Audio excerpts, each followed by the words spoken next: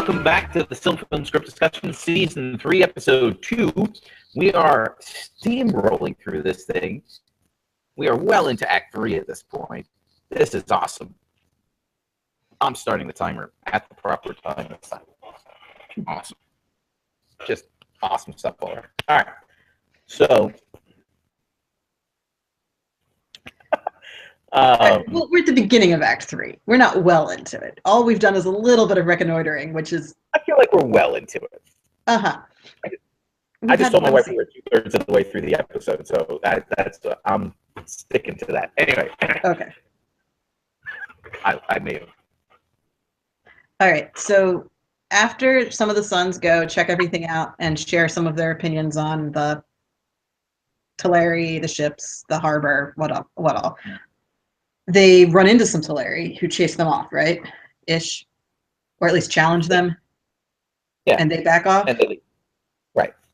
Okay. Right. So they go back to Feanor and the host of the Feanorians, who at this point have prepared for battle. Because they were always a military force, but they were traveling, and now they're like preparing for a fight. So they have weapons out versus stowed away or whatever. Right.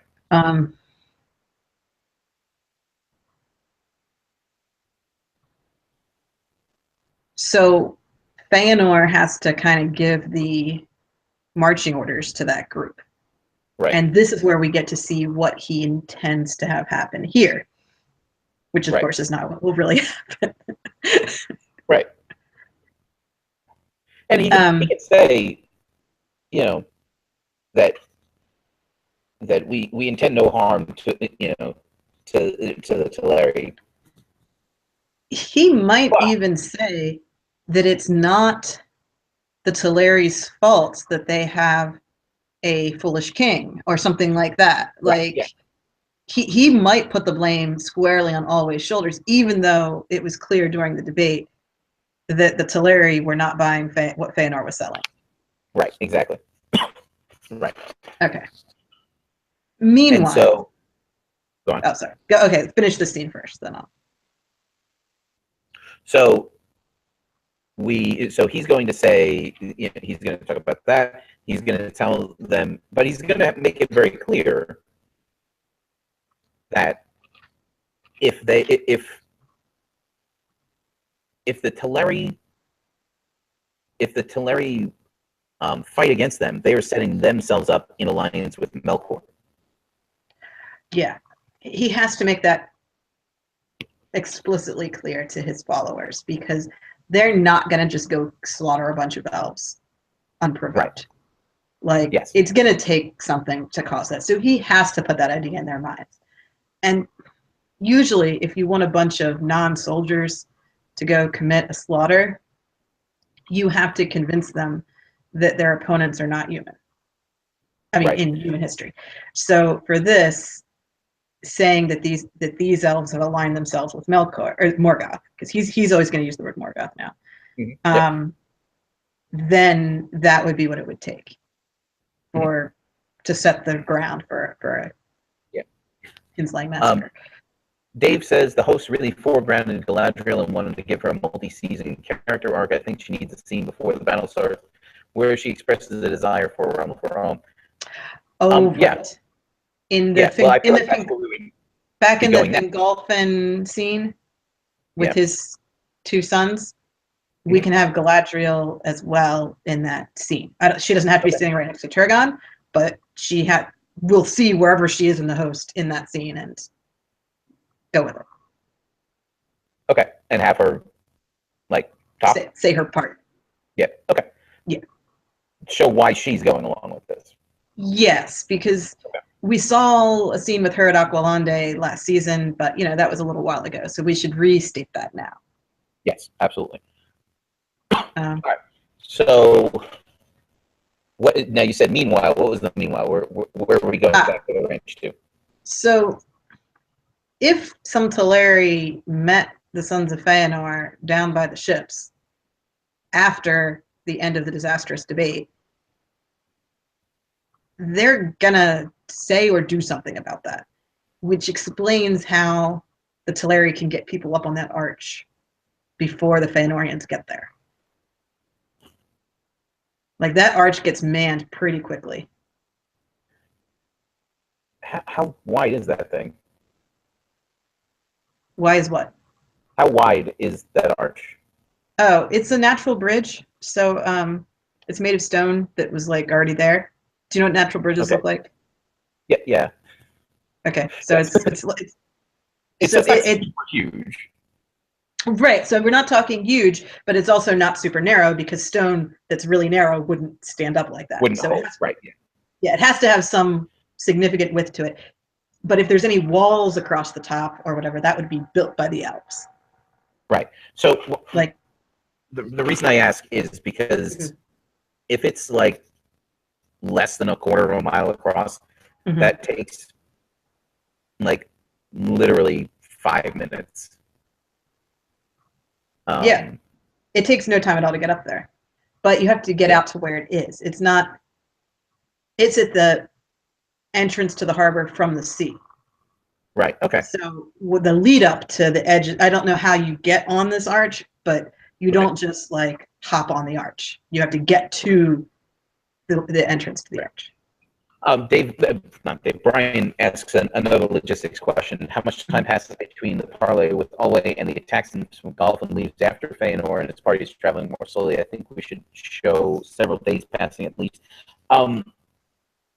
We've kind of, the way that we've kind of been mapping out that distance is it's not like a tremendous length of time to traverse that. Right. It's probably about a day's journey if you're moving at a reasonable pace. And if Feanor arrives, spends the day in Aqualande, goes back, and then the boys spend a day in Aqualande and go back. I mean, obviously, there's no day. There's no right, but a chunk of time. Right. It seems likely that Fingolfin's host can catch up. And we have already established Feanor's sense of haste, which is why he's trying to do this without waiting for Fingolfin's host.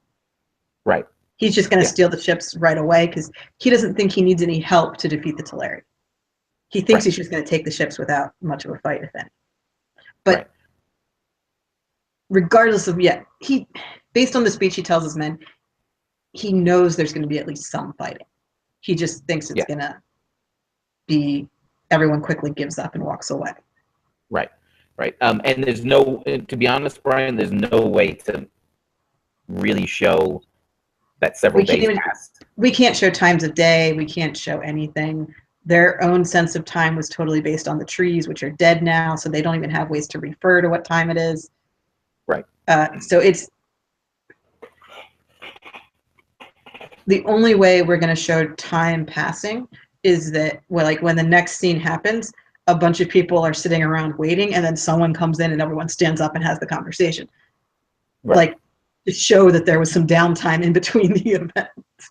Right. Like that's So I mean, what you could do is like if the Feanorians are encamped outside of Aqualande, and instead of showing the Sons of Feanor coming into the camp to, at the same time that Feanor's army is preparing, having them like come out of tents, like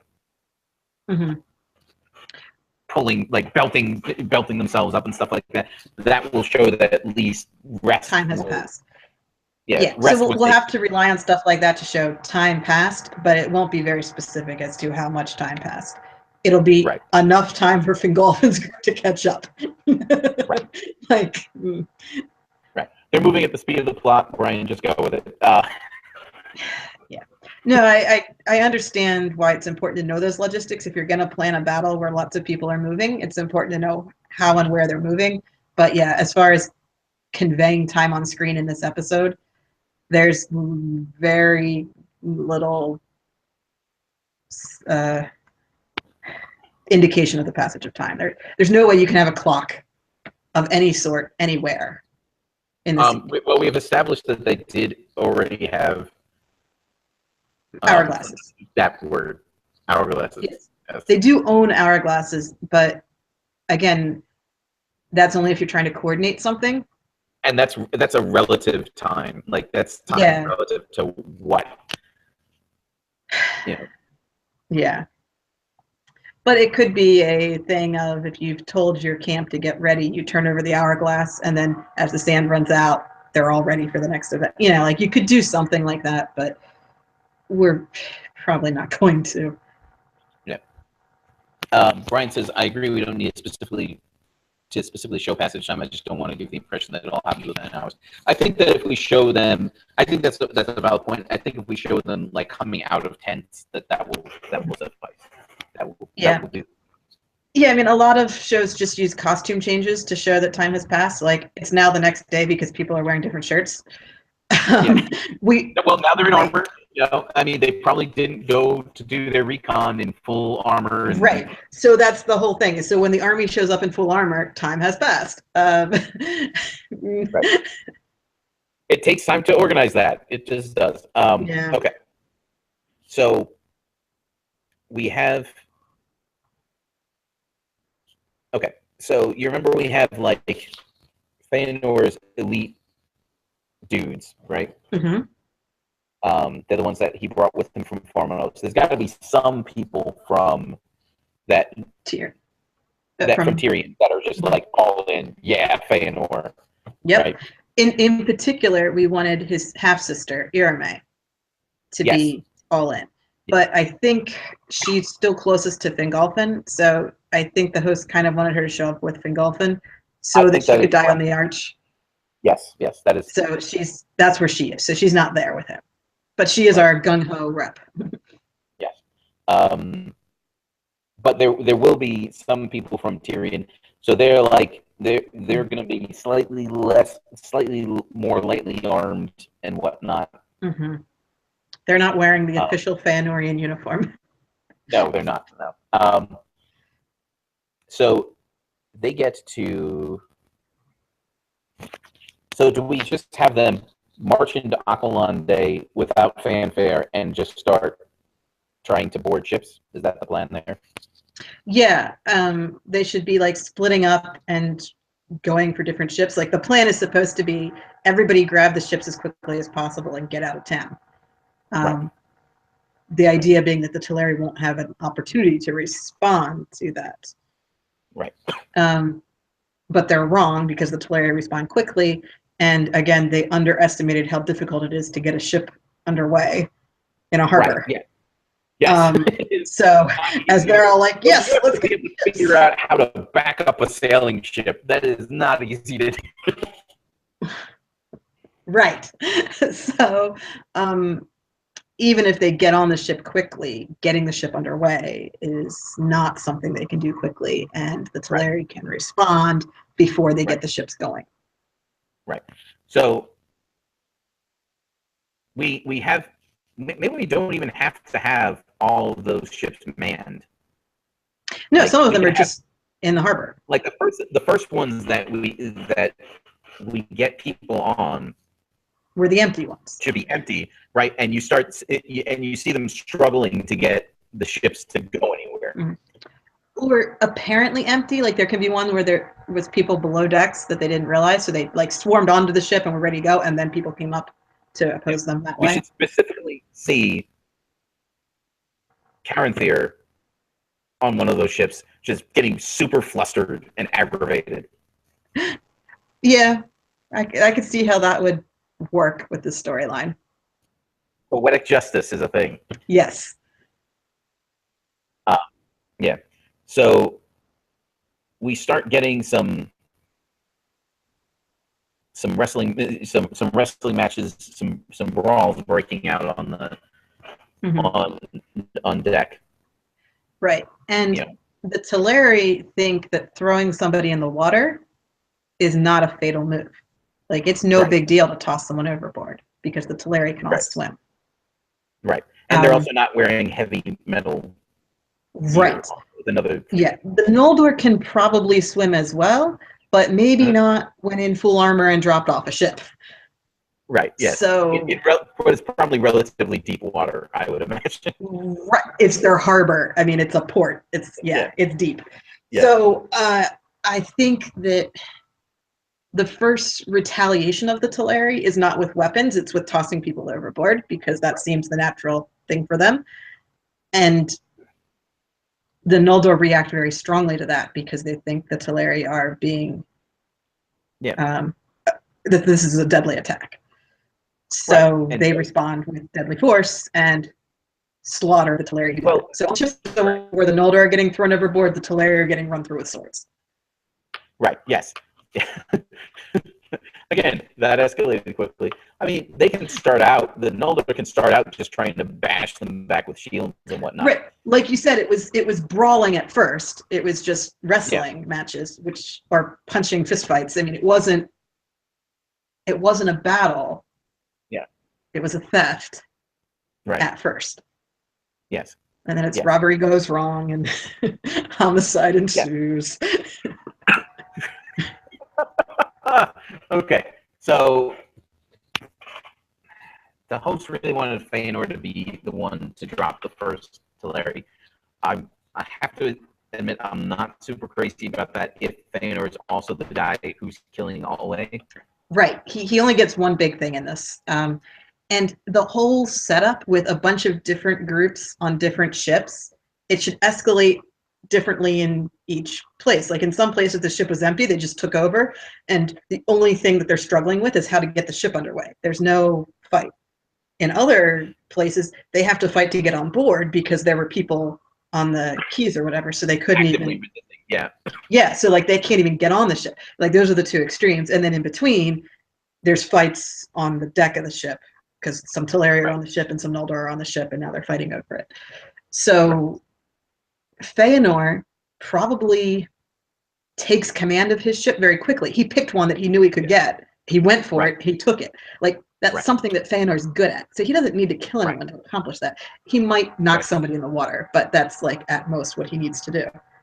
Right. I think it's a no-name Noldor who is going to respond to his buddy getting thrown into the water like, oh no, you just killed so-and-so, and run someone through with a sword because he's got a sword on him. Or we give that to Maedhros, who's our.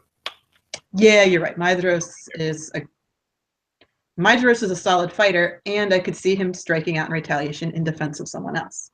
Right. Yeah. Like especially that would be if somebody just decked MacLeod or something like that.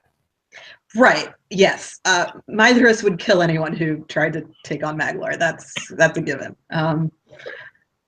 So yes, I think we could do that. We could give Maedhros the first blood in the Kinslaying, which he might feel a little guilty about later.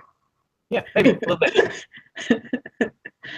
Yeah, that's all right. He's not going to keep that hand for very long, so it's fine. He won't be red-handed for very long. Right. The Kinslaying at Aqualande is where he used his right hand against elves. After that, doesn't really happen. Dave says maybe the Noldor's original plan was to just throw the Teleri overboard, and they discover that the Teleri can get back aboard pretty quickly. You can't really, unless the ships are really, really low in the water, it's really not easy to do because it's probably not super easy to get back up onto the dock itself. But if anybody is good at this, it is the Teleri. So yeah, but it's not. Yeah, but it's possible how the ships are designed. I know you don't design your ship with handholds up the side. I get that, but there might be. The dock might be designed with handholds on it. It's possible, yeah, for ease of getting up and down. You know, like they might have designed it that way. Yeah, so I mean, if you have a little raft come up, you can just climb up the ladder to get on the dock. I think that the Noldor, Feanor included, feel like one of the reasons why the Teleri aren't willing to go along with this is because they're cowards, and so they are clearly not going to stand up to armed. Exactly. That's the mindset. Right. It's all you have to do is show that you have a sword and you're willing to use it, and they're going to get out of your way. Right. And that's not what happens. Right. Okay. So I think the implication was supposed to be that the way the Teleri are attacking the ships that are already underway is by like either manning another ship and going after them, or rowing out little rowboats and coming up alongside. Yeah. Which it means that we have to have a way to get up on deck from the water level that doesn't look stupid. I mean, hooks. Yeah, hooks on ropes is how you do that usually if you're in a pirate movie. Right, which this is about to turn into a little bit of a pirate movie. So. Yes. Yeah, this is our pirate movie scene. Yeah.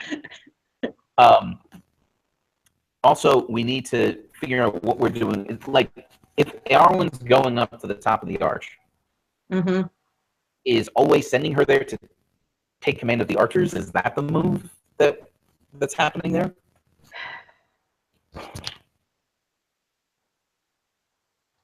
Because that would be happening pretty quickly if we want to get them up there. Yeah, I mean the motivation for having archers on the arch is because of that. Apparently, that's why we do that. No, the motivation for having them there is to prevent any ships from leaving the harbor. Right. So they're not supposed to be shooting at anyone fighting. They're just supposed to be preventing any ships from going under the arch. Right.